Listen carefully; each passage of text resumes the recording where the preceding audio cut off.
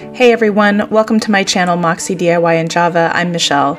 Today's video is all about Hocus Pocus. So grab your cup of coffee or your favorite beverage and join me.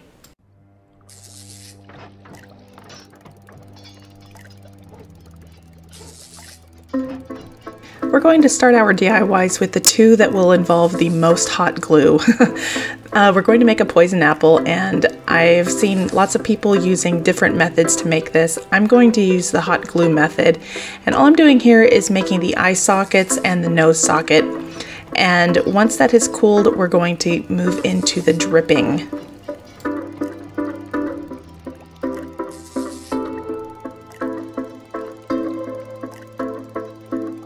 I realized after the fact that I did the nose socket upside down.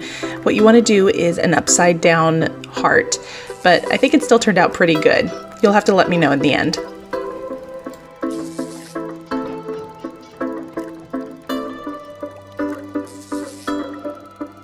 This is now cool to the touch, and I'm going to start by adding drips. Now I realize my hand is in the way here and I apologize, but all I'm doing is I am just squeezing hot glue on the rounded part of the apple and allowing it to drip down. And once I have that, then I will add more dripping. And it's going to take lots of layers, but it winds up turning out really cool.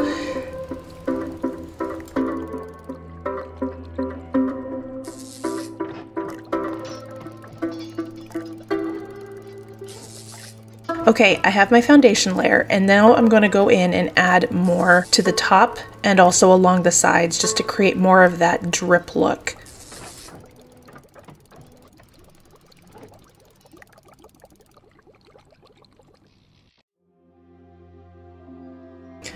I'm happy with the layers, and it is completely cool now. So now we're going to go into painting, and I've seen it done with green and black, and I really like the way the black looks, so we're gonna go with that.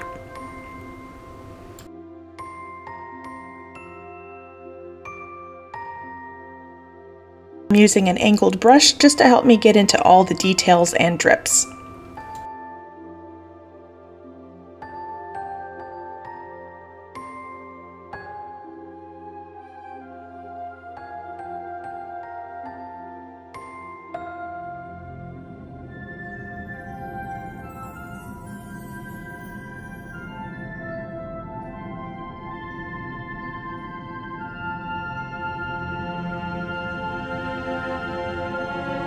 Okay, here's the paint pretty much dry, and I felt like it still needed one more thing. Now, if you know me, I'm not really much of a glitter girl, but when it comes to Christmas and Halloween, give me the glitter. So I'm just going to add a light layer of paint to the very top of the apple, and we're going to sprinkle some of the black glitter on top. And I'm gonna go through and add more to certain drips, and maybe around the nose area. And then after that, we will be done. And I seal that with a clear spray paint.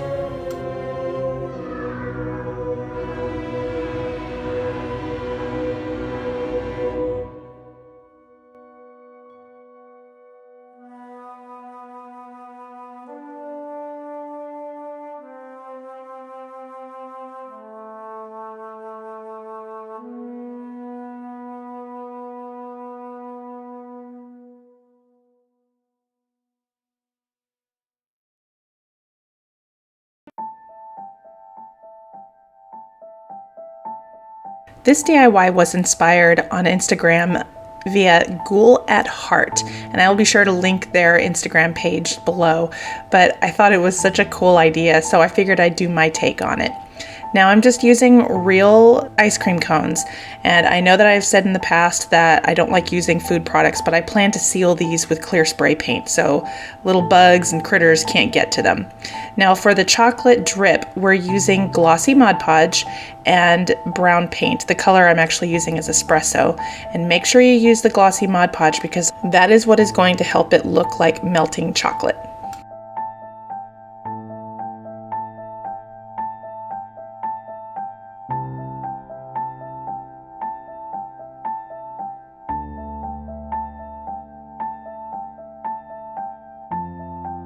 So my thought process was that this cone has been dipped in chocolate, and to create the drips, we're going to drag the edge of our paintbrush along the edge of the cone, and it will create an excess of paint.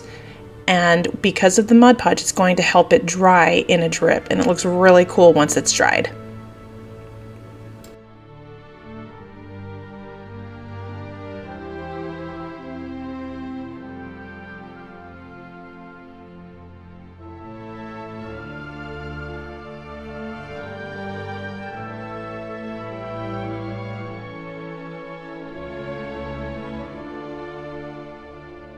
Okay, this is fully dried, and now it's time for assembly. This was one that I made previously, so it doesn't look exactly like the one I just worked on. We're going to put one of those small foam balls down in the middle, and that's going to be our base. And then we're going to start adding the sinister part. So we're going to use 3 of these mini skulls, and I got these from the Dollar Tree. They come in white and gray. I chose white because I figured it looked more like vanilla ice cream. And then to fill in the spots, I'm going to use the hot glue. You could also use spackling or caulking or whatever.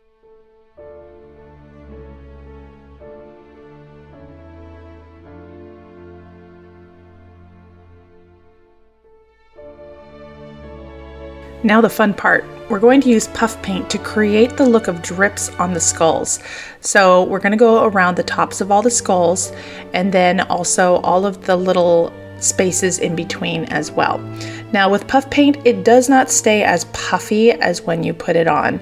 And if you want it to look more puffy, you're going to have to do it in layers. It didn't bother me so much because I was going for the look of melting ice cream. But if you want more dimension, definitely layer it up. Now I'm using 2 here. I did 3 of these cones, and I ended up using 2 of these puff paint bottles. And I used the detail tip to kind of help with some of the dripping and filling in the different spaces.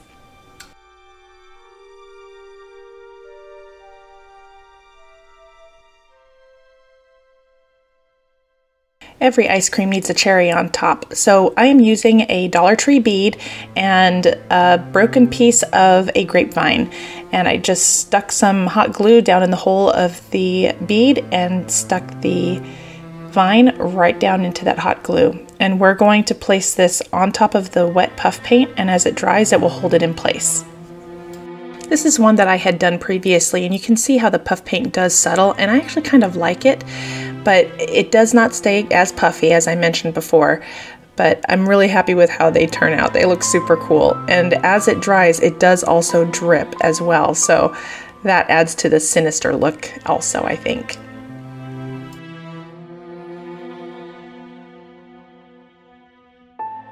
Okay, y'all, who else is excited for Hocus Pocus 2? This girl is. I cannot believe that Hocus Pocus finally has a sequel, and I am stoked to see it.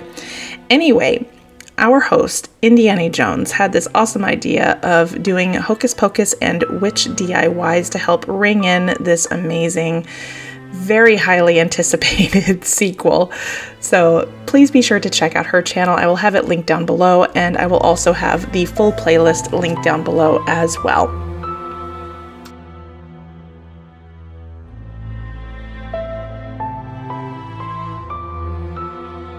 To start this DIY, we are going to make a 6-inch tassel, and I'm just winding this around my block. It can be however thick you want, but we're going to use the hair color of Winifred to tie this tassel off at the top.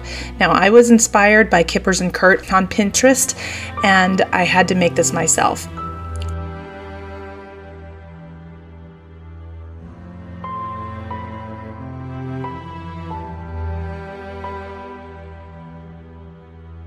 So we have our tassel made. Now we're going to make Winifred's arms, and to do that we're going to make a chain. Now I'm not entirely sure what this is called, but I think I made these when I was in elementary school, but you're basically going to make a lark's head knot over and over and over again down the length of the yarn. And to do that, you just make a loop, put 2 fingers through the loop, grab your working yarn and pull it through to make a new loop, and you just keep doing that until you get to the length that you need.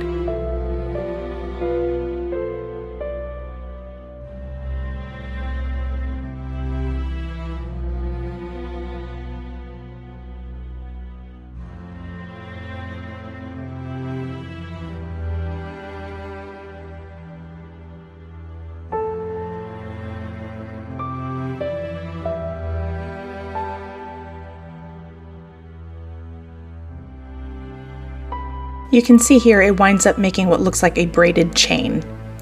And we're going to do this for 4.5 inches.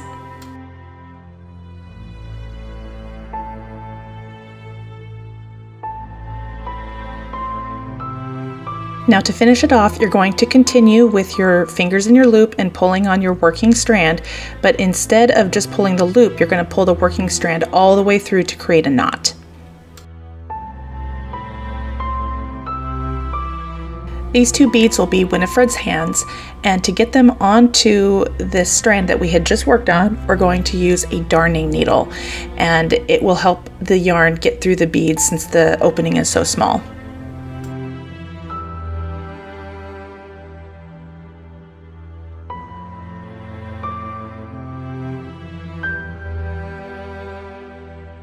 A little bit of glue, a knot, and then 1 more dab of glue on top will hold these hands in place.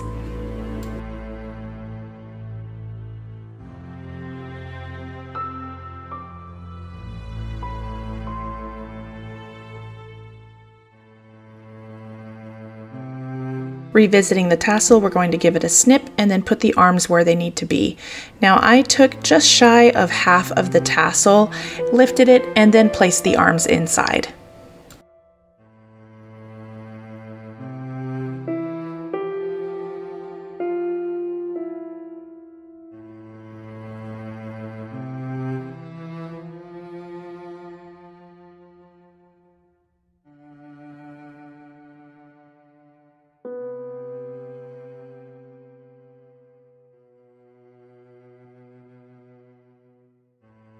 Now just under that arm placement, I'm going to wrap another strand of yarn very tightly to create her waist.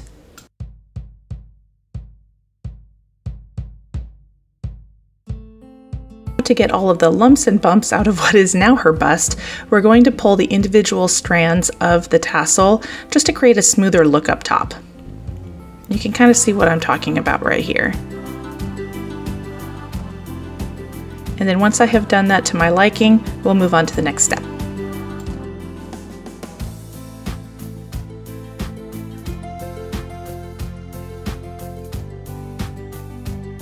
We'll be cutting up at a diagonal on both sides of her dress just to give it a little more interest. And now it's time for her hair. To create a good base, all I did was I took 2 small beads, glued them on top of a larger bead, but made sure to leave the opening clear so that way I could get some yarn through that. And I'm going to use these small beads as my foundation for Winifred's quintessential hair.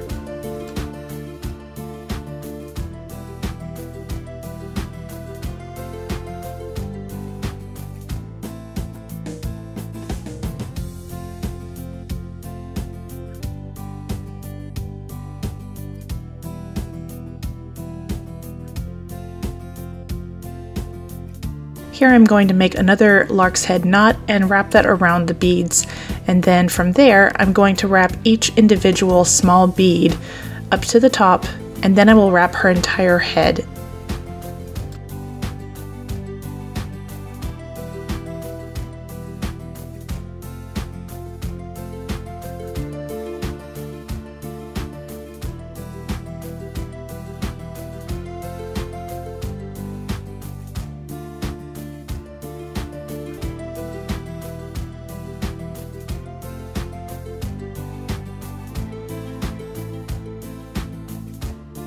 I followed the same technique for Mary, except she only had 1 bead on top of the larger bead. And I made sure that both openings of the small bead and the larger bead matched.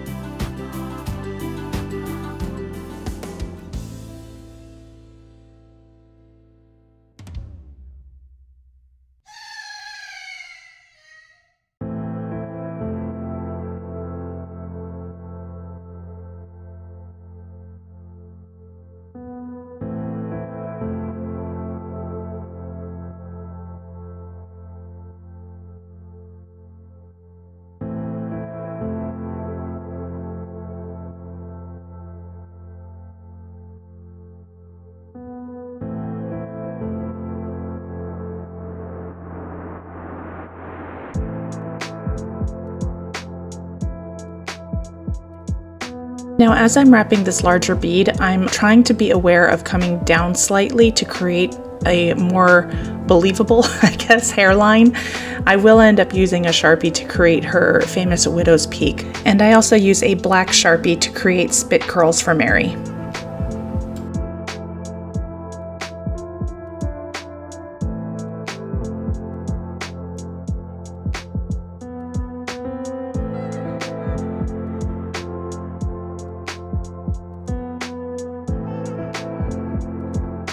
For her legs, I created the same chain, but out of black yarn, and used the same size beads as her hands, but painted them black. Now I chose to make the sisters stand instead of hang, and to do that I'm going to be using a Dollar Tree dowel that I've painted black, and I'm just going to stick it up into the tassel and glue her legs onto that dowel.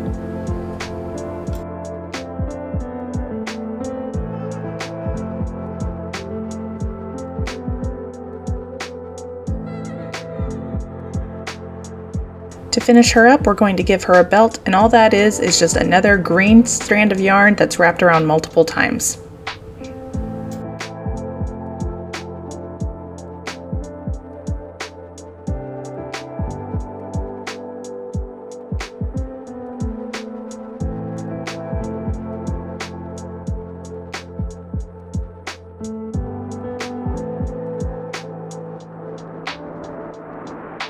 Okay, so here is Winifred all completed with her widow's peak and her hair. This is Mary, same concept with her hair except one bead, and I've added spit curls. And then Sarah was the easiest because I didn't have to really do much with her hair. I just made another tassel and attached to the top of the bead.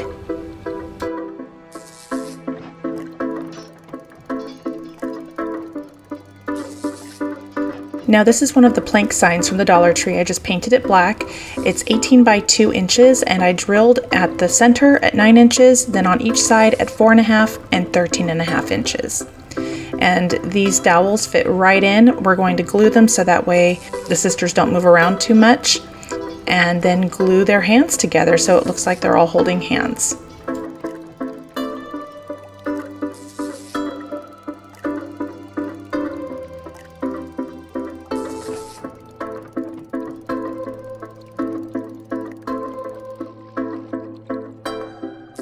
I hope you're enjoying this wickedly fun video, and if you are, please consider subscribing to my channel, or at least liking this video. My subscribers are some of my favorites, so please be sure to comment down below and let us know if you're new, and if you are already part of the Moxie family, please say hi also, because I love seeing and talking to you guys. To finish this off, I'm going to attach some vinyl to the plank, and it says "Come Little Children." I can't remember the font I used, but I will have this SVG and PDF file available down below, so be sure to check it out. And I love how this sign turned out. I want to know what you think.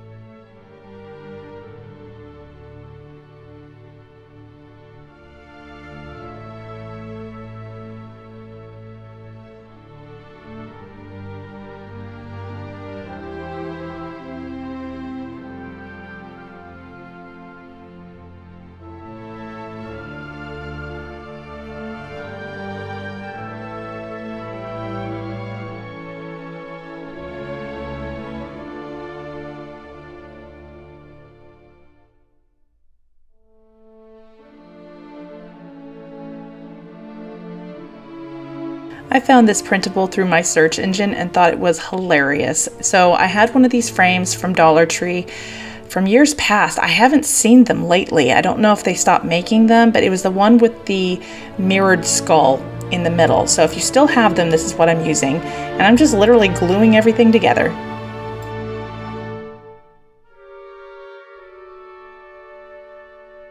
Okay, we've reached the end of the DIYs, and I would love to know which one of these is your favorite.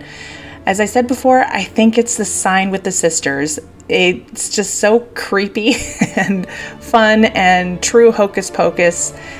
It's my favorite. but I do love all of them. I'm going to be putting the ice cream cones and the poison apple on my tiered trays this Halloween. As always, I'm so thankful that you spent your time with me, and I hope that you enjoyed yourself. And until I see you in the next video, take care.